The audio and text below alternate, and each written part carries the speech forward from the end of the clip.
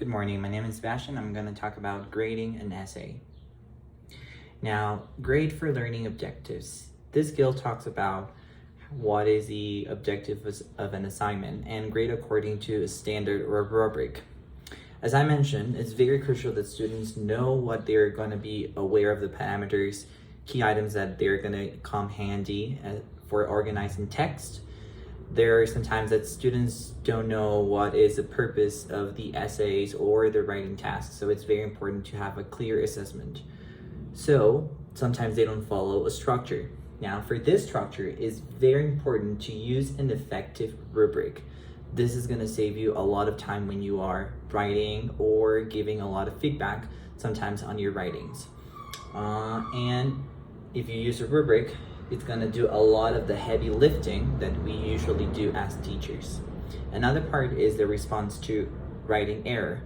Sometimes error correction is very important for us and we want to write every single detail, and it's very overwhelming for teachers and students, and sometimes not all of the students read all of the feedback that you write. So 9 out of 10 students only read that, and 9 out of 10 that happens that they don't even bother if you give a lot of explanation, and it takes you more than an hour for you to write a feedback.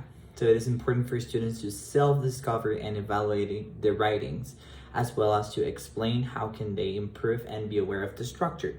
This way, it's going to come very handy that they know what they're writing and what is the structure that we're looking for as for students. On the other part that we need to pay attention, and not only the higher concerns first, it's was the assignment fulfilled effectively. This comes when you know if you have a rubric, that if it was handy for you. Another part, if it was completely and creatively, where all the arguments, thesis stated clearly, was the thesis developed over the course of the assignment or just mentioned in a specific part of it. So these are the 4 points that we need to concern most when we're grading an essay, that we're trying to understand not only with the feedback, but by reading overall the assignment, if the essay fulfill all of these key points. Again, we're talking about structure. Next, the lower order concerns are defined: paragraph separation issues, uppercase, lowercase mistakes, misspellings, unnecessary words, sentence level issues. These are the part that I was talking about feedback.